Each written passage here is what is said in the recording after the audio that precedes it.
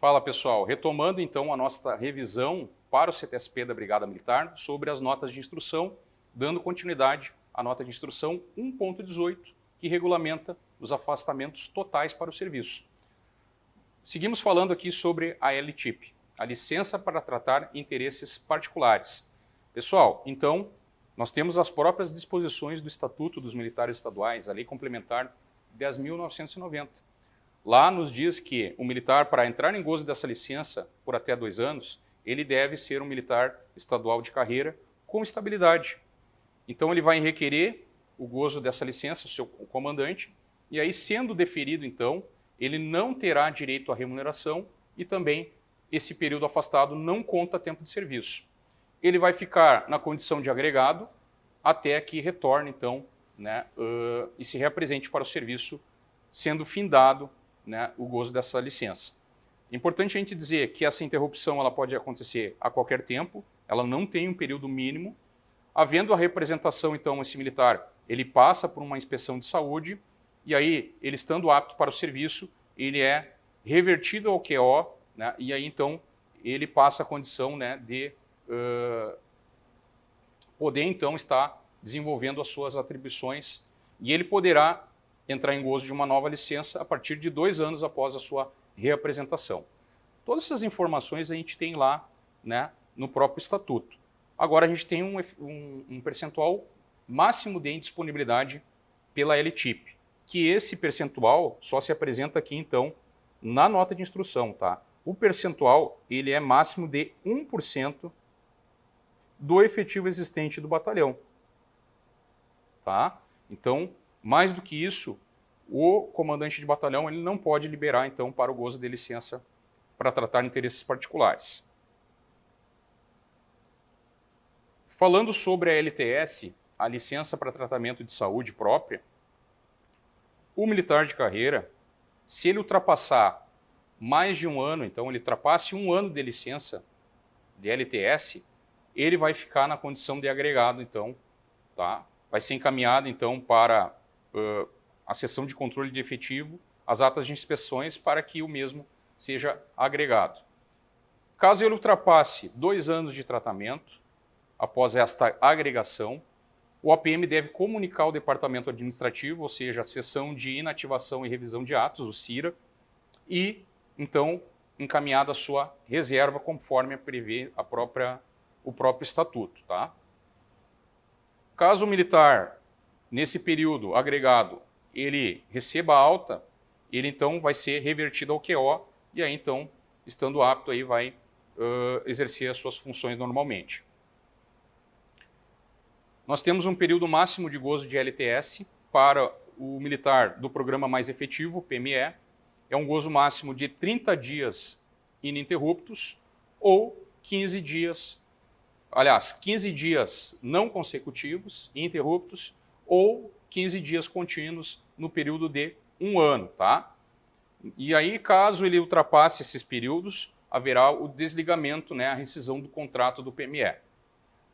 Nós temos também a questão do PMT, ele pode ter um gozo máximo de LTS de 15 dias, findo esses prazos, então ele fica à disposição das regras do próprio INSS. Tá?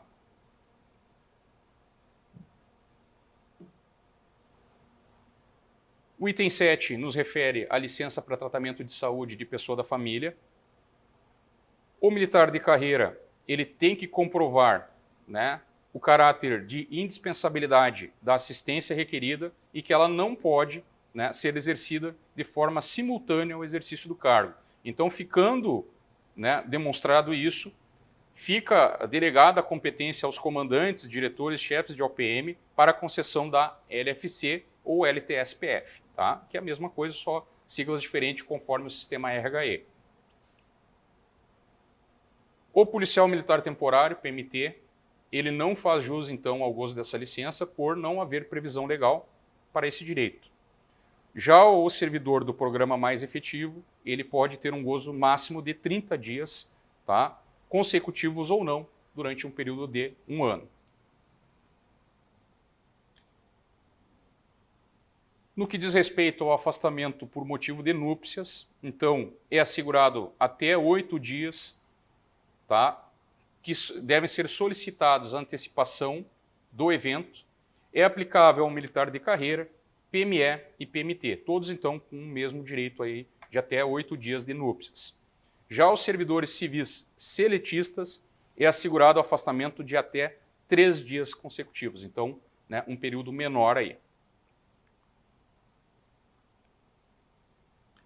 Nós temos o afastamento por motivo de luto, aplicável ao militar de carreira, PME e PMT, assim como servidores civis estatutários e extranumerários, então de até 8 dias consecutivos, a contar da data que se leve ao conhecimento, então, a autoridade a que estiver subordinado, sobre a ocorrência do óbito que envolva ascendente, descendente, cônjuge, sogros, irmãos, companheiro ou companheiro, padrasto ou madrasta, enteado e menor sob sua guarda ou tutela.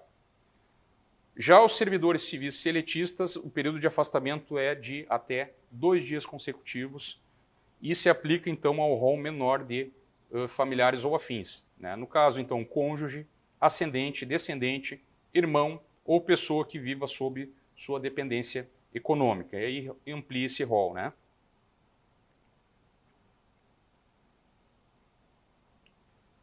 Pessoal, nós temos o afastamento por motivo de trânsito, tá? Essa nota de instrução não teve atualização sobre a questão do novo regulamento de movimentação, que ele é do final de dezembro. Aqui consta, então, um prazo de até 5 dias de trânsito, fazendo referência ao decreto antigo lá de 95, tá? Isso, o militar ele vai fazer jus, então, ao afastamento por trânsito quando houver uma movimentação que resulte em mudança de localidade.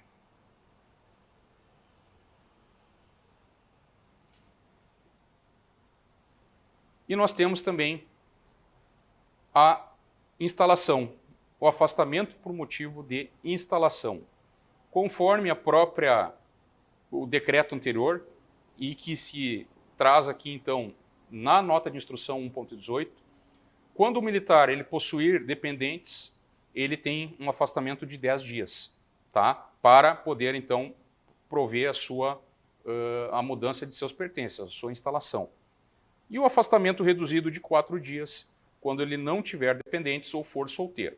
Pessoal, lembrando que foi modificado isso com um novo decreto, tá? Mas caso seja questionado na prova, vai fazer referência a NI 1.18, vai pelo que está na NI 1.18 e não pelo decreto, porque esse novo decreto ele não está constando lá no teu edital. Então a pergunta ela tem que ser direcionada por essa nota de instrução, ok?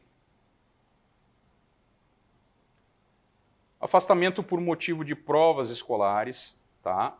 Aplicável ao militar de carreira e temporário. Então é um benefício alcançado para a realização também de exames de recuperação do ano ou semestre, desde que eles visem evitar a reprovação ou a perda do período de estudo. Nós temos um período de antecedência mínima para requerer esse afastamento, que é de 15 dias, onde o militar requer por escrito ao seu comando imediato, relacionando as datas para a realização das provas ou os exames, e ele tem um período máximo de 72 horas úteis, né, para alcançar o atestado do estabelecimento, né, sobre o comparecimento para a realização, então, dessas provas.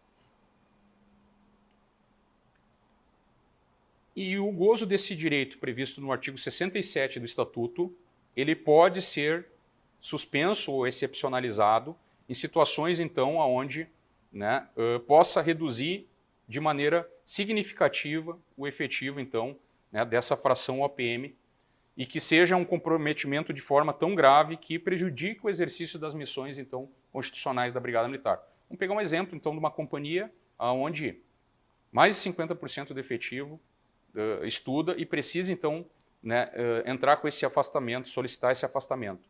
Caso não haja como conciliar, porque vai ficar prejudicada a manutenção, né, dos serviços ordinários, ou tanto ordinários quanto especiais ou extraordinários, o comandante, o chefe, o diretor, ele pode suspender, então, a concessão desse benefício, mas ele deve, então, motivar esse ato e publicar essa decisão em boletim interno. Obviamente que qualquer decisão administrativa, e isso se aplica também no âmbito da Brigada Militar, é possível ingressar com recurso administrativo lá no prazo que prevê no próprio estatuto, tá? Pessoal, e aí depois falando sobre a nota de instrução 1.21, que eu vejo que também ela tem informações aqui bastante importantes, tá? Inclusive a NI 1.21, ela foi objeto de questão do último CBA-PM, ok? Pessoal, então, quando da constatação, aliás, antes disso, né? Lembrando que a NI 1.21, ela regulamenta o emprego das militares estaduais femininas durante o período de gestação e amamentação, tá? E aí nós temos a questão quando da constatação da gestação. Então essa militar que ela, ao tomar conhecimento que está grávida, ela deve comparecer à visita médica para fins de comprovar o seu estado gestacional. E assim que comprovada, então, essa gravidez, o médico vinculado ao Departamento de Saúde, ele dará a ciência ao comandante, então, o chefe ou diretor, que a militar está, né, subordinada, encaminhando, então, né, a questão sanitária, que vai ser publicada em boletim, e aí, então, no mínimo, ela terá prescrita aí a dispensa do policiamento e guarda, dispensa da educação física e instrução movimentada, DEFIM, né? E também, caso necessário, aí, a dispensa do uso do coturno, né, conhecido como DUC. E imediatamente a comunicação dessa condição de gestante, esse chefe, comandante, chefe ou diretor, ele vai encaminhar, então, essa militar para a FSR para fins de avaliação médica, devendo cumprir as prescrições definidas. Tá? Então, se ela não tem uma prescrição, é dever do comandante encaminhá-la para que regularize essa situação e possa também serem cumpridas as prescrições conforme o médico, né, determinar. Outro item bastante importante, que eu vejo até mais importante, né, é a questão do emprego, as rotinas de emprego. Tá? A militar, então, gestante, ela vai ser empregada de maneira preferencial, tá, na atividade administrativa. É vedado o emprego em atividades fim, policiamento ostensivo. Mas ela pode, de maneira eventual e mediante uma avaliação médica, ou seja, tem que ter uma prescrição médica, né, autorizando, na sala de operações ou quartelarias. Não existe vedação para esse emprego, mas o que diz? É de forma eventual e mediante avaliação médica. Essas são, então, as condições para esse emprego. É vedado o emprego em período noturno, ou seja, no quarto e primeiro turno, e elas devem ser empregadas em períodos diurno, né, segundo e terceiro turno, observando também o horário de expediente administrativo.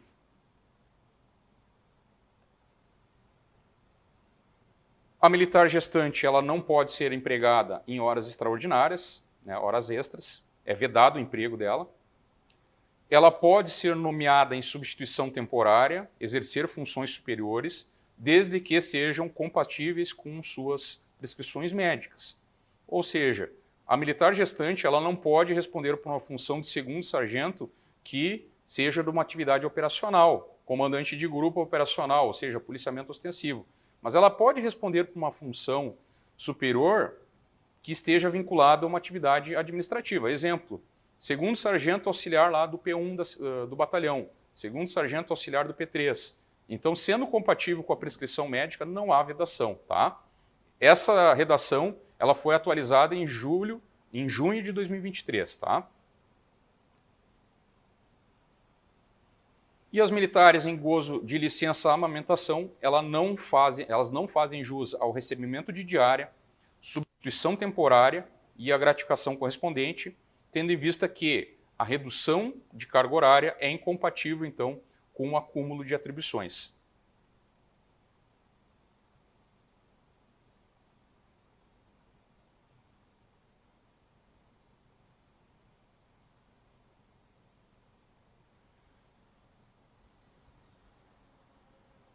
E dando continuidade, nós temos a questão do acidente de serviço com ou sem morte sofrido por militares estaduais, regulado pela nota de instrução 1.26 de 2023.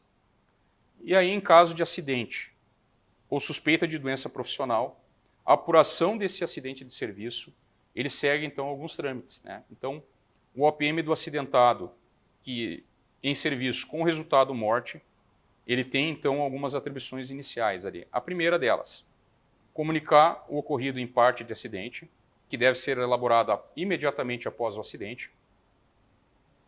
Instauração imediata de sindicância especial para apurar as circunstâncias, observando o prazo de 15 dias, tá? Então, sindicância especial tem um prazo de 15 dias de conclusão.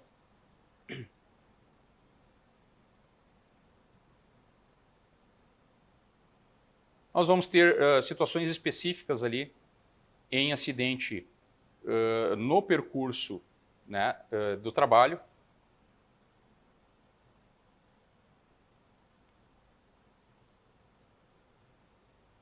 E das prescrições diversas, tá, pessoal? Eu vejo assim, no caso do atestado de origem, tá? Então, circunstâncias em que tenha ocorrido a perda do prazo para a confecção do atestado de origem, tá? Que é aqueles 8 dias, tá? Ou na sua complementação, que é a segunda fase do atestado de origem, que é 8 dias posteriores, vai ter que ser instaurado, então, o inquérito sanitário de saúde, conhecido como ISO. E uma outra observação da nota de instrução, ela fala a respeito da licença acidente de serviço e a inserção, então, dessa sigla no sistema RHE, assim como a licença por ferimento em ação. Então, as formações sanitárias regimentais, FSR, elas não podem lançar essas siglas. Eles podem lançar inicialmente somente a LTS, a licença para tratamento de saúde.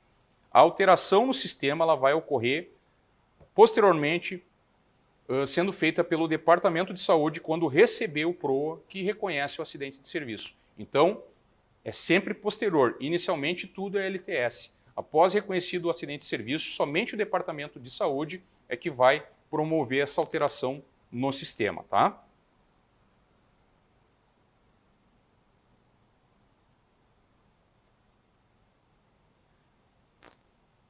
Pessoal, e depois a gente tem, então,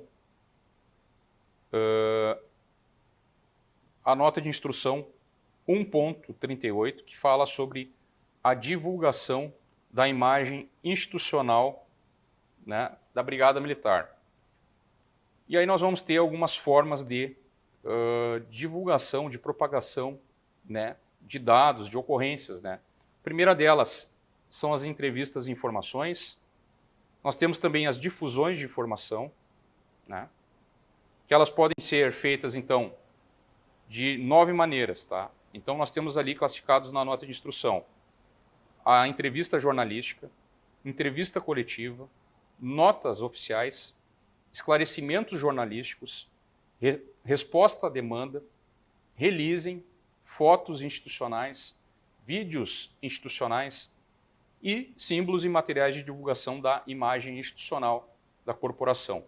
Então, a gente colocou junto ali para a gente enxergar essas formas de difusão e, ao meu ver, alguma delas possa estar sendo cobrada aí no que diz respeito à NI 1.38, tá? Falando da primeira forma de difusão de dados, nós temos a entrevista jornalística e o conceito dela que é uma atividade informal, então pela qual o jornalista ele ouve uma autoridade policial militar sobre um assunto profissional, devendo essa autoridade exercer atividade dentro dos ditames da ética policial militar prevista no Estatuto. E aí nós temos algumas observações, algumas recomendações na nota de instrução. Então, essa autoridade deve ajustar e estudar a pauta da entrevista com antecedência, a fim de que também propicie, né, o preparo, para que possa dar uma entrevista com preparo, para que seja possível também a coleta de subsídios imprescindíveis para prestar uma informação adequada e precisa, de forma objetiva e clara. Emitir frases curtas, evitando que haja cortes e edições para subverter o conteúdo informado. Lembrando que após, então, a concessão da entrevista, a informação ela é de propriedade do veículo que, né, foi prestada a entrevista. Após também essa concessão, não se pode pedir, né, edição ou corte, né, do vídeo que vai ser publicado.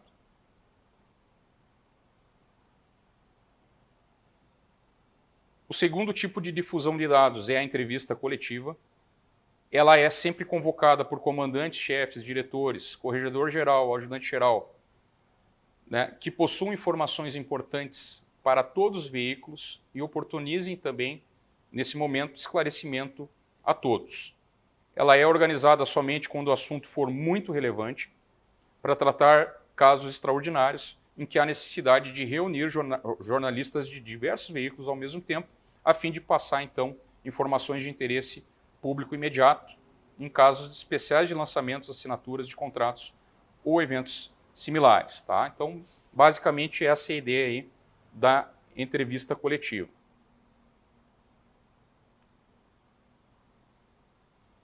A respeito das notas oficiais. Então, a ANI ela conceitua como um documento enviado à imprensa, onde o comandante-chefe ou diretor ele expressa um posicionamento oficial ou até mesmo um esclarecimento sobre o assunto relevante, urgente e de grande interesse público. Então, nota oficial é um documento para esclarecer um assunto, tá? Enviado à imprensa.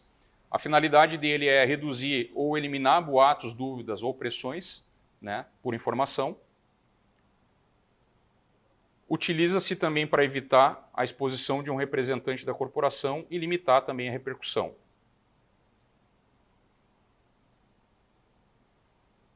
Nós temos aí o chamado esclarecimento jornalístico, que é um procedimento preliminar, informal e circunstancial de uma informação prestada pelo policial militar de mais alta patente ou graduação a jornalista sobre assuntos profissionais de que ele possa possuir dúvida e deseja coletar maiores dados.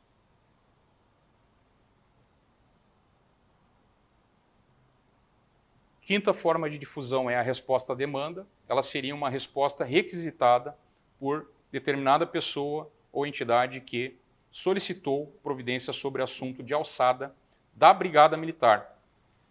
Então, esse militar ele deve constar dados sobre as providências adotadas em decorrência do fato trazido ao conhecimento da autoridade policial militar, sejam de sua respectiva esfera de competência, bem como também prestar as informações complementares necessárias. E a sexta forma de difusão, então, de dados é o releasing, que é bastante conhecido dentro da corporação, né? Um dos mais comuns. Então, o releasing é um documento que ele é destinado aos órgãos de comunicação e ele visa noticiar um assunto ou um evento de interesse da instituição e da comunidade. Esse releasing ele deve chamar a atenção do profissional de imprensa para um assunto que possa se tornar notícia. Ele é utilizado, então, ele é elaborado, na verdade, utilizando técnicas jornalísticas, né, em forma de redação e com vistas a apresentar aí assuntos de interesse que se supõe público e terão também um posicionamento oficial da Brigada Militar. Também se utilizam fotos para acompanhar os releasings. Eles serão disponibilizados na própria internet e produção de publicações institucionais.